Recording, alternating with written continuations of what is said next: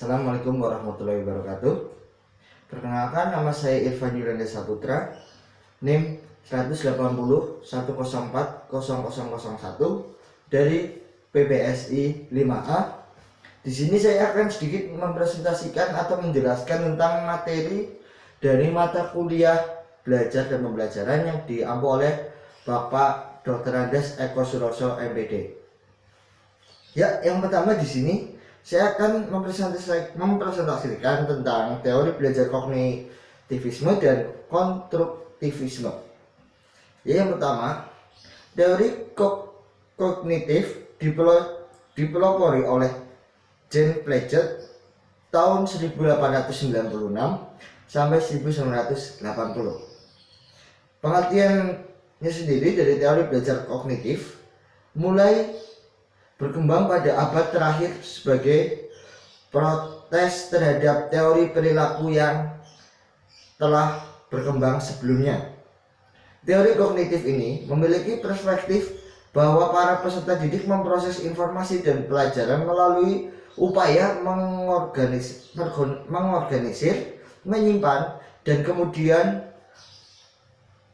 menemukan hubungan antara pengetahuan yang baru dengan pengetahuan yang telah ada. Ya, model ini menekankan pada bagaimana informasi diproses menurut teori kognitivisme. Belajar adalah perubahan persepsi dan pemahaman. Perubahan persepsi dan pemahaman tidak selalu berbentuk perubahan tingkah laku yang diamati. Asumsi dasar teori ini adalah setiap orang telah mempunyai pengalaman dan pengetahuan dalam dirinya. Ya, selanjutnya saya akan menjelaskan tentang teori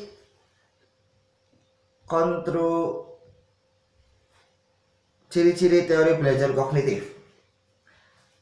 Ya, menurut Trusman tahun 2015 halaman 52, perubahan perilaku manusia sangat dipengaruhi oleh apa ada yang dalam dirinya, mementingkan keseluruhan dibandingkan bagian-bagiannya. Yang ketiga, mementingkan peranan fungsi kognitif. Yang keempat, mengutamakan keseimbangan dalam diri individu.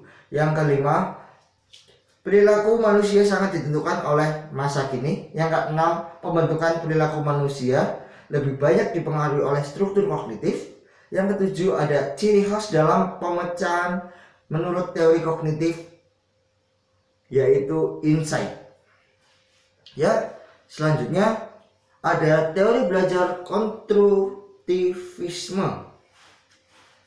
Pelopor dari teori konstruktivisme ialah Jean Piaget, juga Brunner dan Vygotsky pada awal abad ke-20-an, yang memiliki pandangan bahwa pengetahuan tidak diperoleh secara pasif, melainkan secara aktif.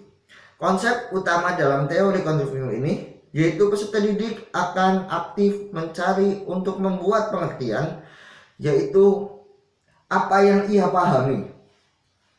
Ya, konstruktivisme adalah suatu upaya membangun tata susunan hidup yang berbudaya modern. Konstruktivisme juga merupakan landasan berpikir, filosofi belajar kontekstual. Pembelajaran kontekstual sendiri adalah pengetahuan yang dibangun oleh manusia sedikit demi sedikit, yang hasilnya diperluas melalui konteks yang terbatas dan tidak sekonyong-konyong. Ya, selanjutnya adalah model-model pembelajaran yang dilandasi atau berlandaskan teori konstruktivisme. Yang pertama ada model pembelajaran reasoning dan problem solving. Yang kedua ada model pembelajaran problem based instruction. Yang ketiga ada model pembelajaran perubahan konseptual. Yang keempat ada pembelajaran group investigation. Yang kelima ada model pembelajaran inquiry. Ya, selanjutnya ada teori belajar humanistik dan kecerdasan ganda. Teori ini adalah untuk memanusiakan manusia. Oleh sebab itu, teori belajar humanistik ini sifatnya lebih abstrak dan lebih mendekati kajian filsafat, teori kepribadian, dan psikoterapi daripada di bidang kajian psikologi belajar. Ya, teori kecerdasan ganda menurut Howard Gardner memperkenalkan dan sekaligus mempromosikan teori ini, yaitu berkaitan dengan kecerdasan ganda atau multi intelijensi. Hasil penelitian menunjukkan bahwa tidak ada satuan kegiatan manusia yang hanya menggunakan satu macam kecerdasan, melainkan semua kecerdasan bekerja sama sebagai satu kesatuan yang utuh dan terpadu. Pokok pemikiran yang dikemukakan oleh Gardner adalah: yang pertama, manusia mempunyai kemampuan meningkatkan dan memperkuat kecerdasan. Yang kedua, ada kecerdasan selain dapat pula diajarkan kepada orang lain. Yang ketiga, kecerdasan merupakan realisasi yang majemuk yang muncul dari bagian-bagian yang berbeda sistem otak atau pemikiran manusia. Yang keempat atau yang terakhir, ada pada tingkat tertentu kecerdasan merupakan satuan yang utuh. Artinya, dalam memecahkan masalah atau tugas tertentu, seluruh macam kecerdasan bekerja sama, kompak, dan terpadu. Ya, selanjutnya di sini menurut Howard tahun 1983 mengungkapkan bahwa pada dasarnya manusia memiliki 7 jenis kecerdasan, yaitu 1. Kecerdasan verbal, yang kedua kecerdasan matematis logis, yang ketiga ada kecerdasan spesial atau ruang, yang keempat ada kecerdasan kinetis jasmani, yang kelima ada kecerdasan musikal, yang keenam ada kecerdasan interpersonal, yang ketujuh ada kecerdasan intrapersonal. Dan di sini juga dijelaskan bahwa ada 3 kecerdasan lagi yang muncul kemudian.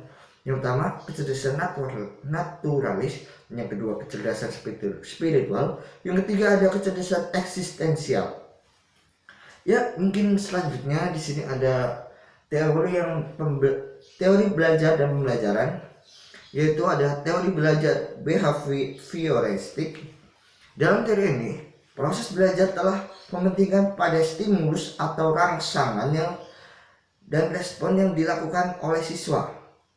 Ya, di sini juga ada teori pembelajaran kognitif, yaitu mempunyai pandangan bahwa belajar atau pembelajaran adalah suatu proses yang menitik beratkan proses membangun ingatan, retensi, pengolahan informasi, emosi, dan aspek-aspek yang bersifat intelektual.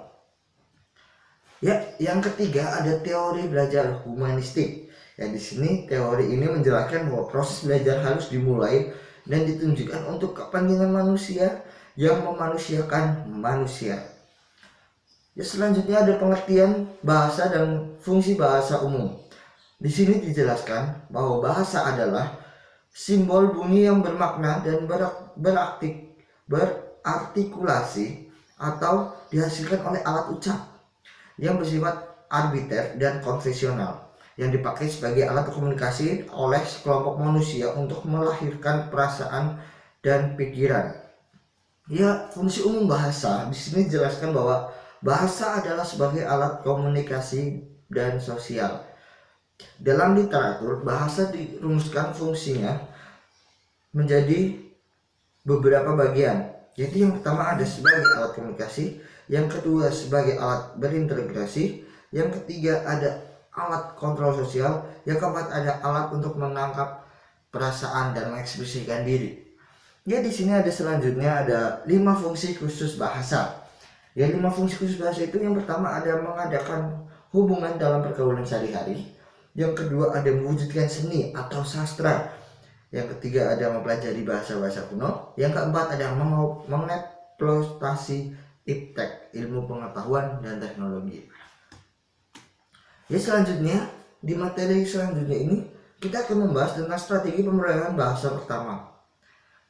Ya, di sini dijelaskan ada berbagai penelitian mengungkapkan bahwa jenis peniruan atau imitasi ada berbagai macam. Contohnya ada imitasi spontan, imitasi perolehan, imitasi segera, imitasi lambat, dan imitasi perluasan. Ya, di sini juga dijelaskan bahwa pemrolehan bahasa kedua dimaknai saat memperoleh sebuah bahasa lain setelah terlebih dahulu ia menguasai sampai batas tertentu bahasa pertamanya, yaitu adalah bahasa ibu. Ya, di sini ada proses belajar bahasa pertama memiliki beberapa ciri, yaitu ada belajar tidak sengaja, belajar sejak lahir, lingkungan keluarga sangat menentukan, yang ketiga motivasi ada karena kebutuhan, yang keempat ada banyak waktu untuk mencoba bahasa, ya, dan yang terakhir ada banyak kesempatan untuk berkomunikasi. Ya, selanjutnya pada proses belajar bahasa kedua terdapat ciri belajar bahasa sengaja, misalnya karena ada salah satu mata pelajaran di sekolah. Yang kedua, berlangsung secara pelajar di sekolah. Yang ketiga, lingkungan sekolah sangat menentukan. Yang keempat, ada motivasi pelajar untuk mempelajari tidak sekuat mempelajari bahasa utama. Motivasi itu misalnya ingin memperoleh nilai baik pada waktu ulangan atau ujian. Yang kelima, ada waktu belajar terbatas. Yang keenam, ada pelajar tidak mempunyai waktu untuk mempraktikkan bahasa yang dipelajari. Yang ketujuh, ada bahasa pertama mempengaruhi proses belajar bahasa kedua. Yang kedelapan, ada umur kritis mempelajari bahasa kedua kadang benar-benar lewat, sehingga proses belajar bahasa kedua itu berlangsung sangat lama. Dan yang terakhir, ada disediakannya alat bantu belajar. Ya, ada materi ketujuh di sini dijelaskan adanya faktor-faktor yang mempengaruhi pengurangan bahasa kedua. Yang pertama ada faktor usia, yang kedua ada faktor bahasa pertama, dan selanjutnya ada teknik pembelajaran bahasa Indonesia. Teknik diartikan sebagai model atau sistem mengerjakan sesuatu. Itu menurut KBBI tahun 2001 halaman 1158. Dalam pembelajaran bahasa Indonesia, teknik ini mengacu pada implementasi perencanaan pembelajaran bahasa Indonesia di depan kelas. Teknik bersifat prosedural, teknik yang baik dijabarkan metode dan selarasi dengan pendekatan. Teknik dalam pembelajaran bahasa Indonesia ada beberapa pengelompokan. Yang pertama ada teknik ceramah, teknik tanya jawab, teknik diskusi, teknik pemberian tugas, teknik bermain peran, teknik karya wisata, dan teknik sinetik. Ya, selanjutnya ada pendekatan metode, strategi, dan model. Yang pertama ada strategi pembelajaran. Strategi pembelajaran adalah suatu pola umum pembelajaran siswa yang tersusun secara sistematis berdasarkan prinsip-prinsip pendidikan, psikologi, didaktik, dan secara sistematis. Yang kedua ada model pembelajaran, yaitu adalah model adalah suatu bentuk tiruan atau replika dari suatu benda yang sesungguhnya suatu contoh konseptual atau prosedural dari suatu program. Ya, mungkin cukup sekian presentasi dari saya. Mohon maaf apabila ada kesalahan kata atau kekurangan dalam menyampaikan materi. Saya pamit undur diri. Billahi taufiq wal hidayah. Wassalamualaikum warahmatullahi wabarakatuh.